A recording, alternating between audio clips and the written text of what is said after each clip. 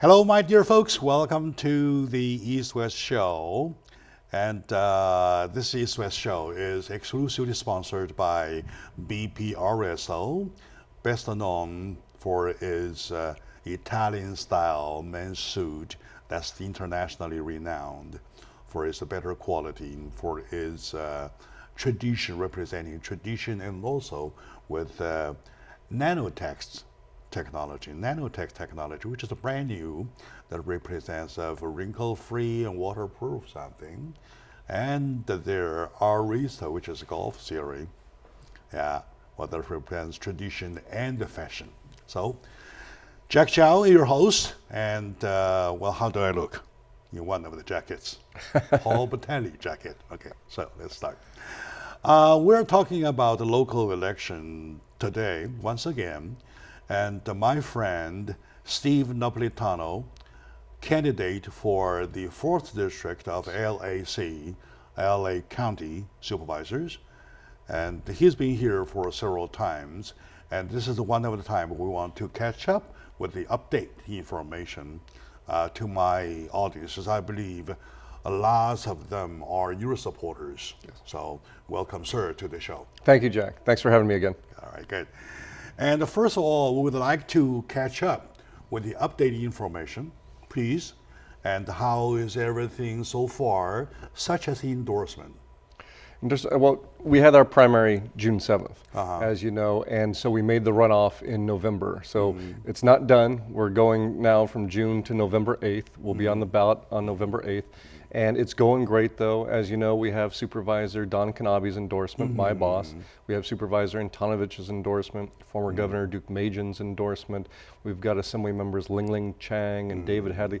But most importantly to me, we've got over 175 local elected officials endorsements. City council That's members, a big number. School board members, 5 of the 5 in Diamond Bar, 4 of the 5 in La Habra Heights, Downey,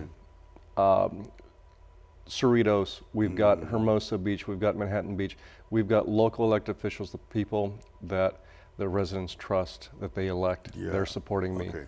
Speaking of endorsement, I would say nobody knows you better than Don Knabe. Yes. Right?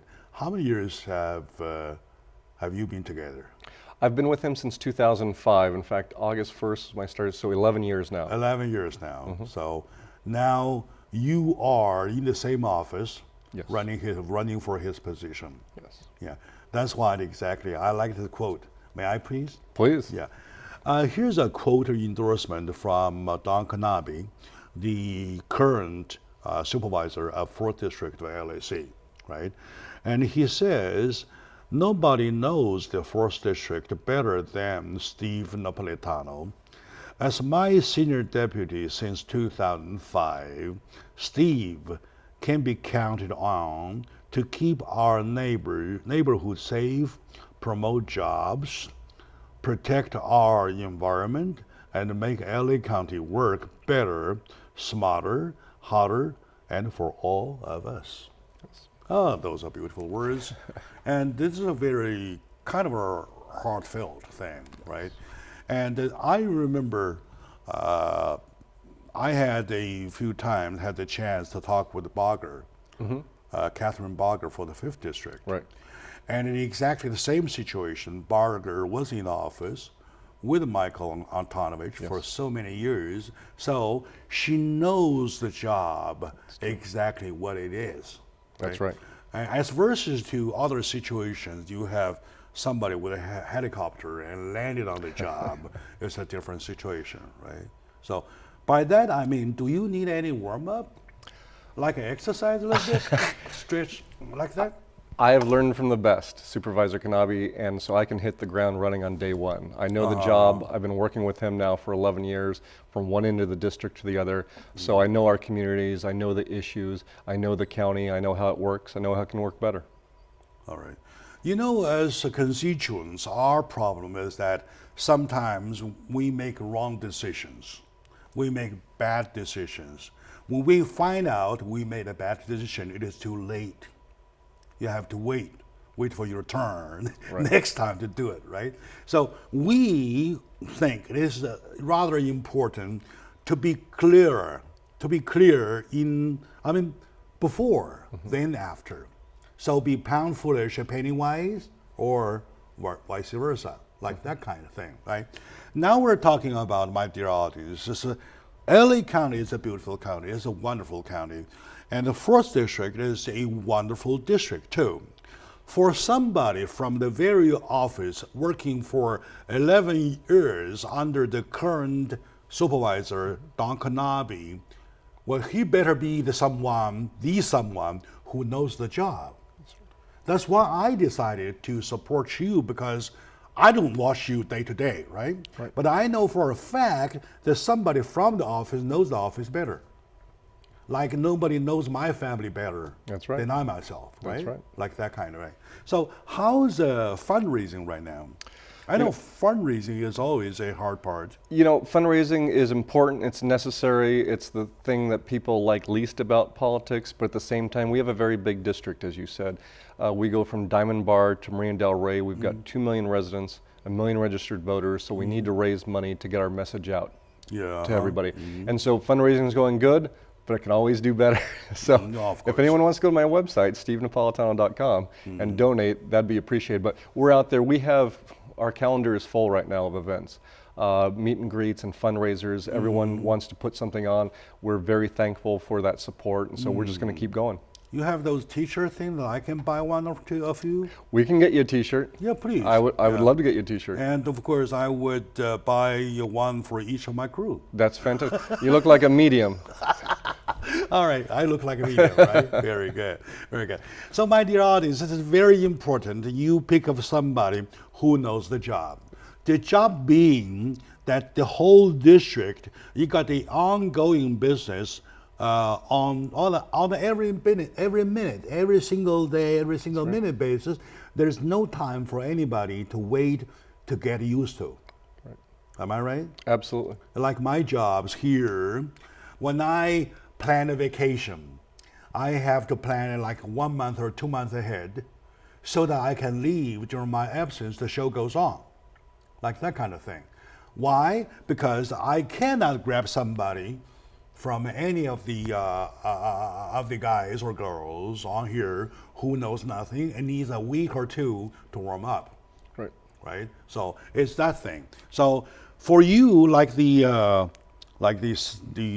title of today's show shows on your screen, Steve for LAC 4th District, like that kind of thing. I call upon my audiences. I command my audiences to go ahead and do the right thing. Of course, once again, you may not vote for Steve, but I recommend you do. Thank you, Jay. Yeah, because I know through these many years on this job, I know that office, I know the 4th District, I know how everybody does, especially Steve, for the past 11 years. Thank you. Right? So today is once again a discussion with my good friend, candidate for supervisor of 4th District of LAC, LA County Supervisor, Steve Napolitano. I'm once again touching base with him with the new input about his endorsement of more than 175 VIPs already. Yes. That's a huge number, right? That's a huge number. And also I borrowed a quote from Don Kanabe, who is a current supervisor of that 4th District. And he says you can go ahead and trust him because he's capable of doing the job, can make, what's the quote here? Better go back to his quote. He says, and make LA County work better, smarter, and harder for all of us, right? So we'll take a short moment now. When we come back, we'll continue.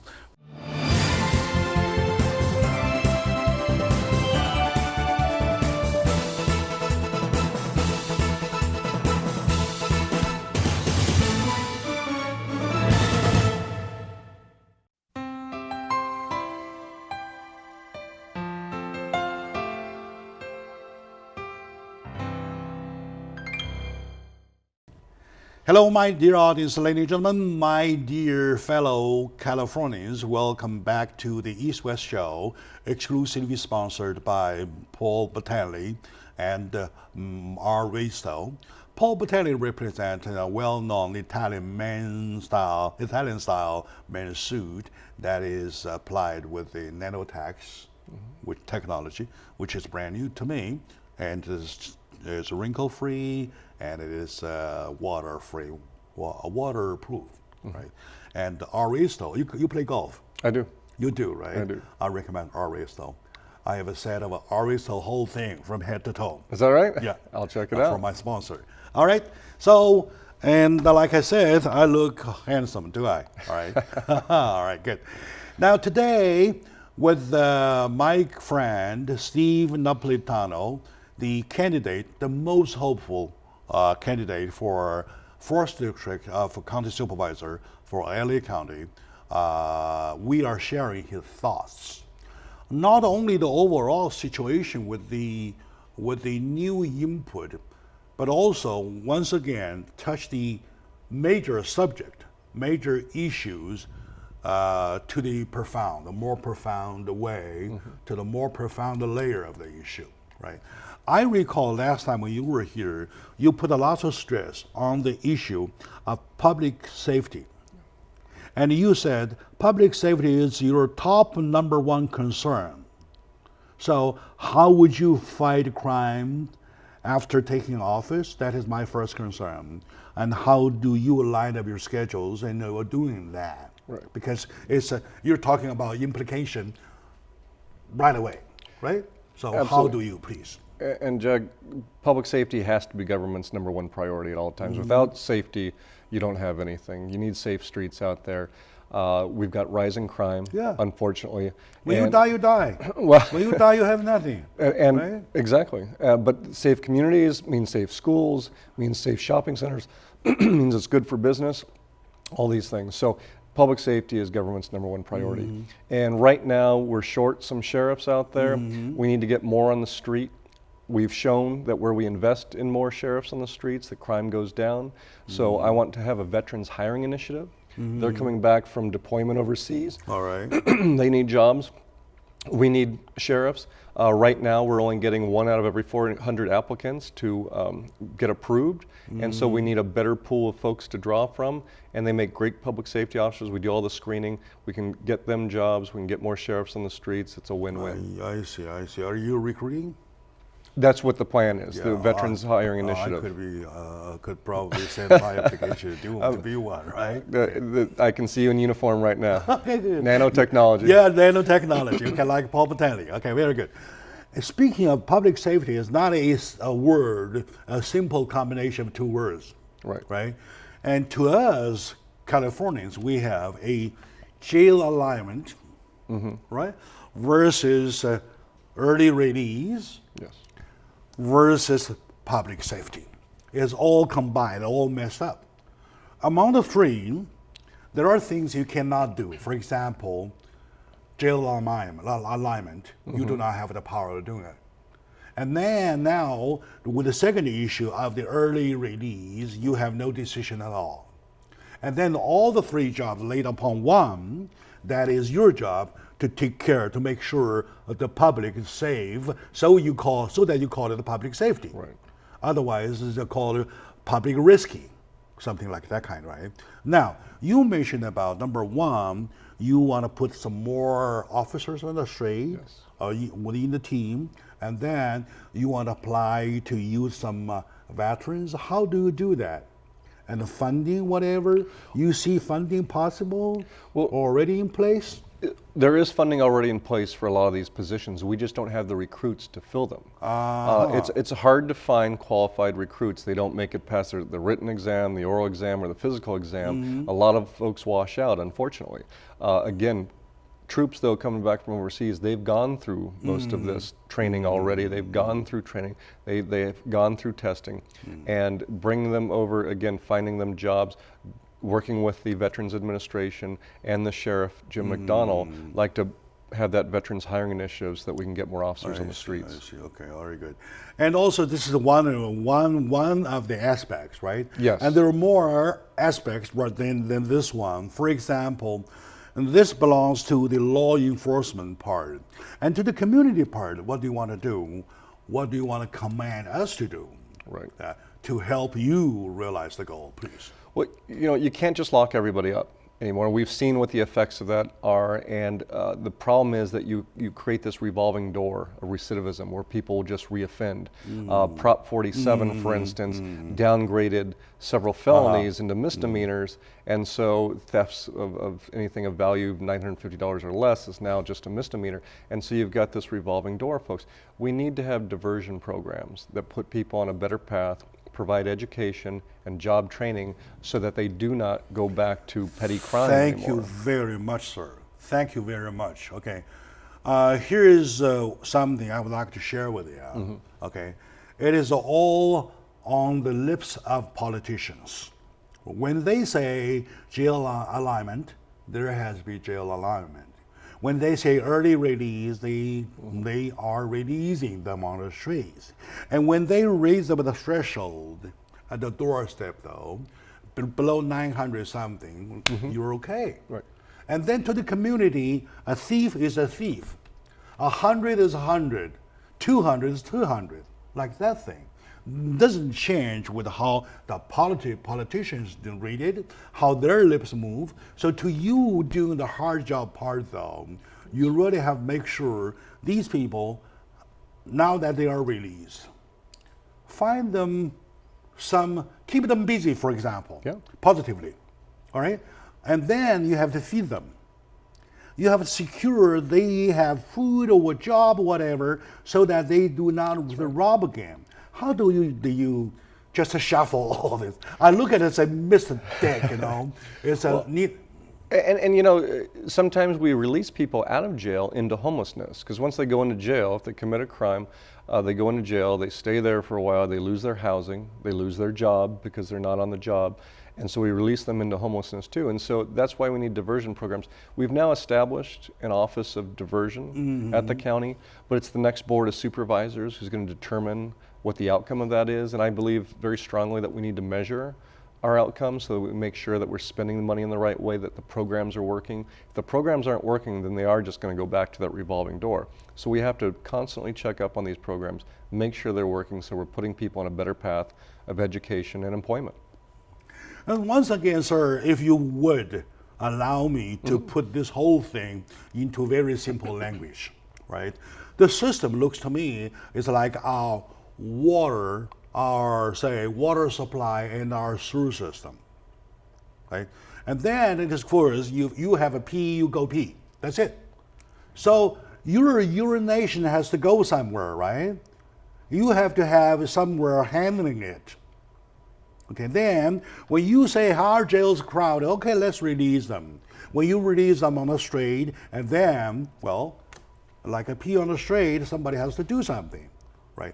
For that, I really you mentioned a very strong point that some of them, when there is no hands extended, helping hands extended enough to help them get out of trouble, though, they go out on the street becoming homeless. Right. Am I right? Let's take another short moment, very short moment now. I would like to check with you about if you're ready to deal with the homelessness issue. That's a hardcore issue. It's been bothering me for so many years, and I will honestly tell you, all my freelance writing is involved with fighting against homelessness myself. So I'm seriously interested in that, okay? Okay, my dear audience, ladies and gentlemen, my dear fellow Angelinos, I believe that you heard some kind of a determination about keeping the community safe, keeping the public safe by fighting about the early jail release with the crowd on the street, to keep them busy but positively, to reduce the re-offend of going back to jail again, which is crowded, and then which in turn will cause another release or something like that. With my good friend Steve Napolitano, candidate for the 4th District of County Supervisor of the LAC, I seem to see some light, some twilight, and I want to hold on to it. So stay with us, my dear friends. We'll be right back.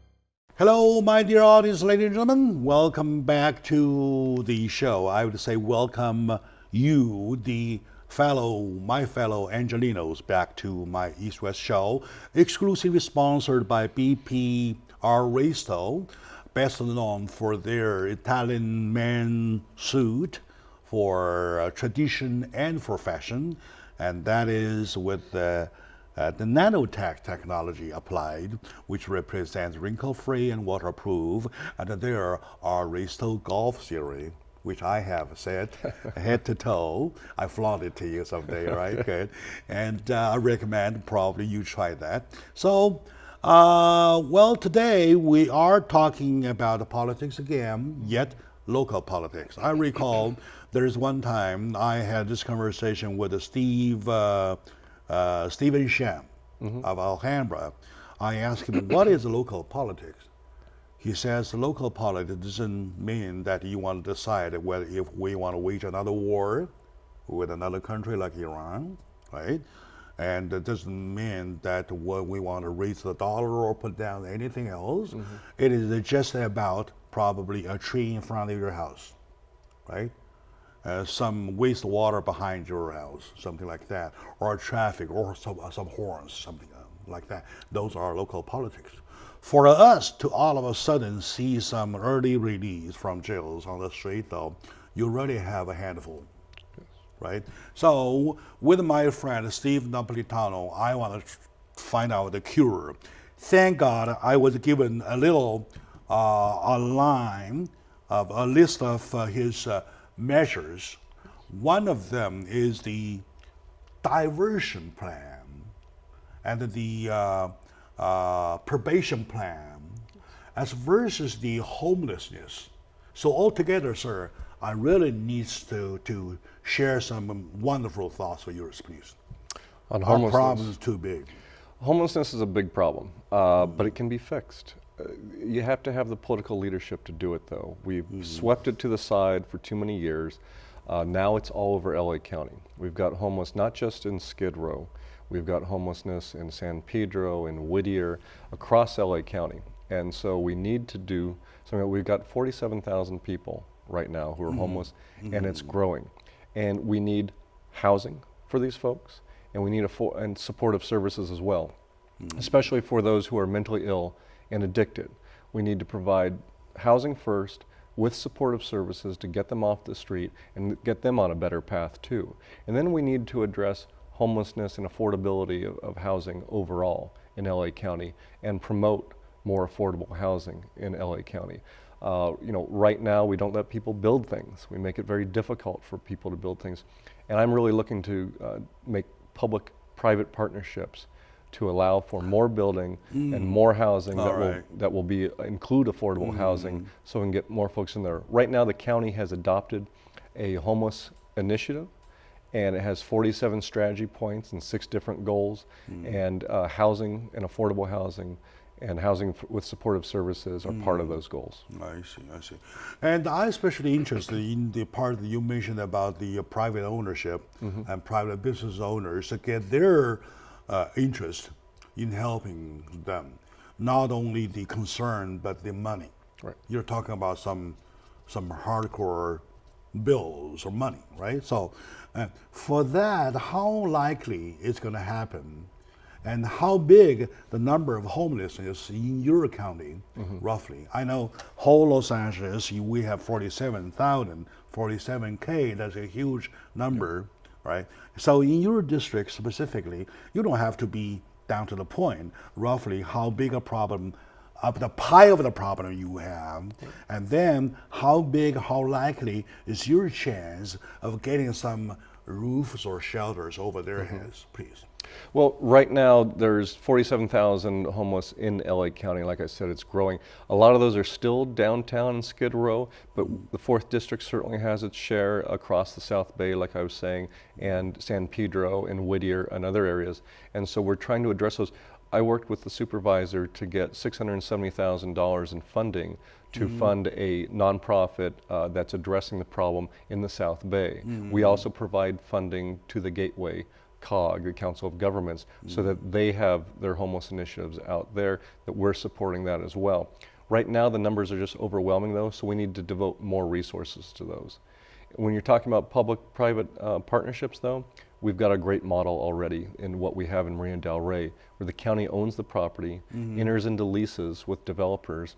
They develop housing out there. They're required to set aside 15% for affordable housing, and then we just take a cut off the rent to subsidize that housing. And we need to do that in more areas in LA County. Exactly. In other words, with the resources the county is owner of, you put that resources in exchange of the possible affordable housing, right? So that to shelter those homeless guys. Exactly. And this is the one. If you look at the like a chart, though, you have something planned on the top. You want to diverse them, and it's a problem, of course, but you can diverse to see what kind of problems to be dealt with different ways. And then at the very bottom, you have the bottom line. Oh, okay, come over here. At least stay here over tonight, like that thing.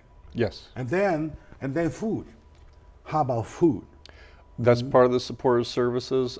You know, we have a spectrum of need out there, and so we need a spectrum of solutions. What you talked about, transitional housing, well, some people are not always in favor of that. We need some of that as well as permanent housing. So we need transitional, we need permanent, we need affordable. So we need all these things. I know that they've reduced some of the units available because they're shifting them from 200, for instance, downtown, there's a building they're rehabbing where you have 200 transitional units that are being turned into like 75 permanent units. So that's a big loss there. So we shouldn't be taking housing off the market to create permanent. We should just be adding to it. We shouldn't be changing, we should add to what we have for the permanent. And I think that's the difference in my approach. Yeah.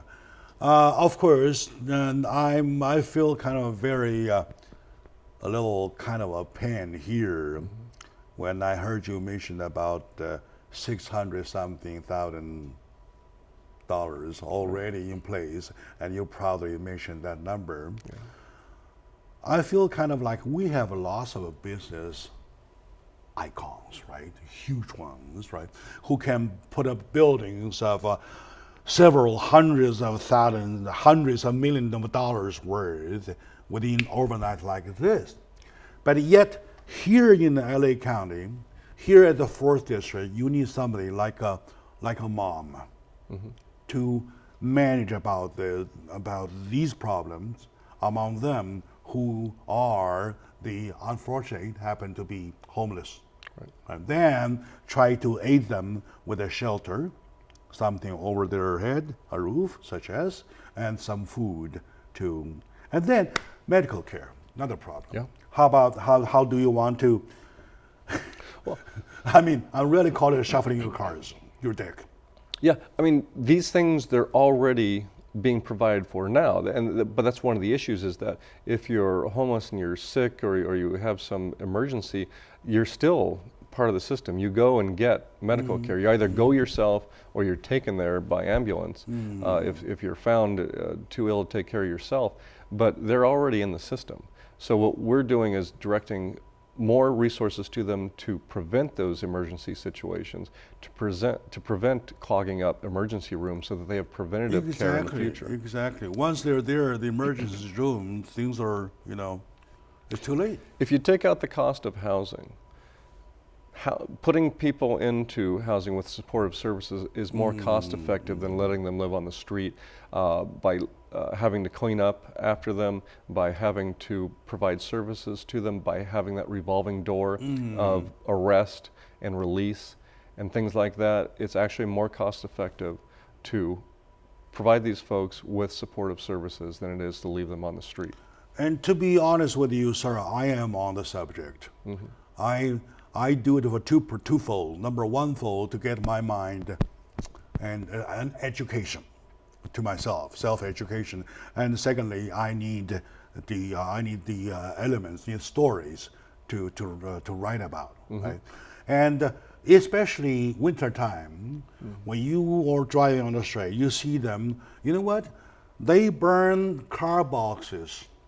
Okay, what if those fire causes the a huge accident that burns up a building that was worth of $200 million, right? So your prevention, you mentioned prevention.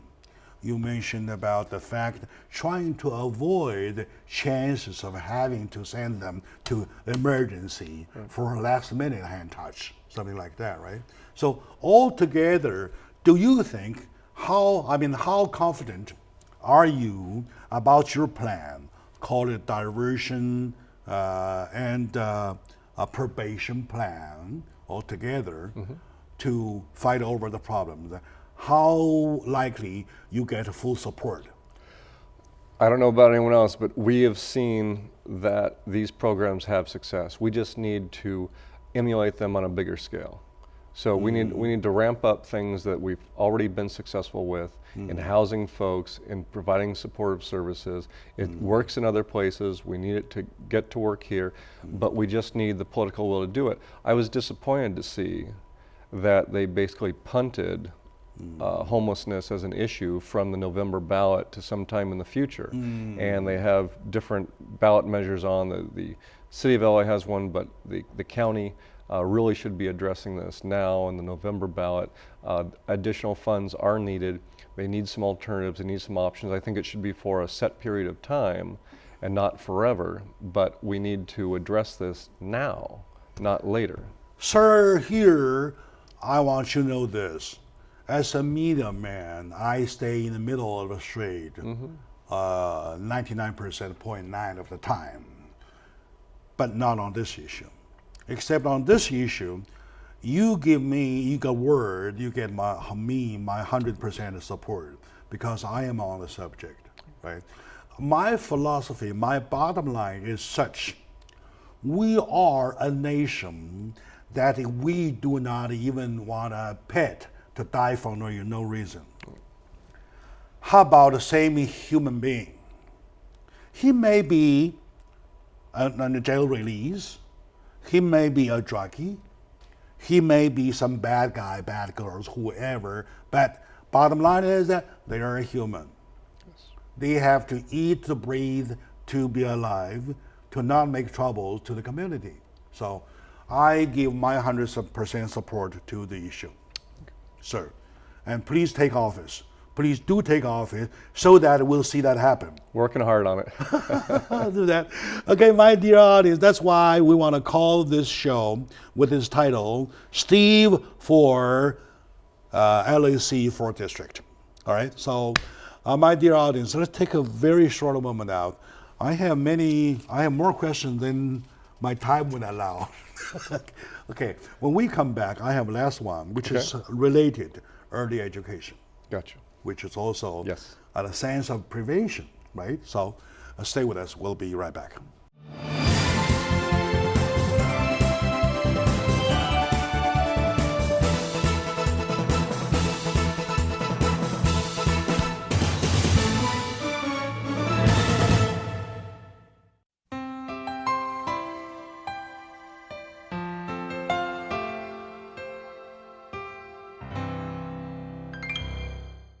Hello, dear folks. Welcome back to the East-West Show, exclusively sponsored by BPRSO, best known for the Italian man suit that represents tradition and fashion and class, with the nanotechnology, which is wrinkle-free and waterproof, and also their Aristo golf series.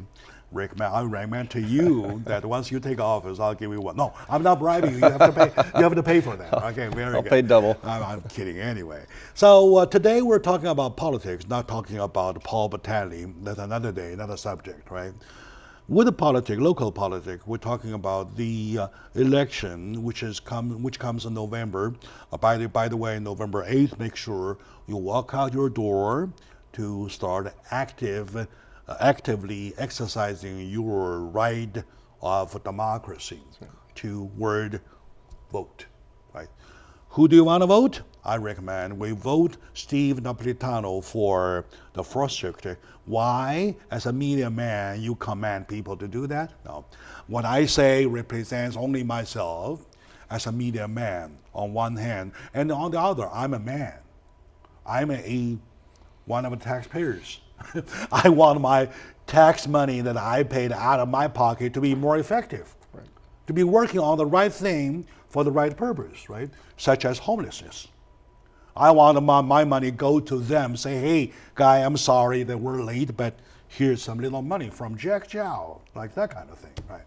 With Steve Napolitano, I really want him to take office so that my dream can become true, which I believe is not only my dream, but yours too. I bet, right?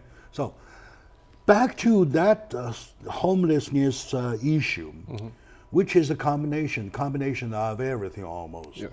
And then when I started my homework preparing this show though, I hit a part that you mentioned. You put a very, very heavy emphasis on early education. Yes. As part of prevention of the thing, crime, homelessness, and anything, street mass, right? So early education. So how do you, after taking office, want to apply your measures or plans about early education? Well, study after study shows that early childhood education gives kids the foundation to do better in school later on and better in life later on too. The studies show that they get better grades, they go on to college, they get better jobs, they get higher paying jobs, and they stay away from crime. They also have better mental and physical health. So how can you argue against it? And different studies show up to $8 paid back for every $1 invested.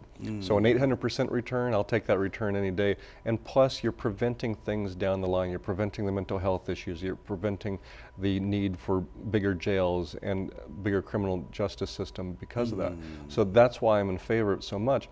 And so we've got some great programs in LA County already run through First Five and LA Up. They provide preschool for families, especially at-risk communities.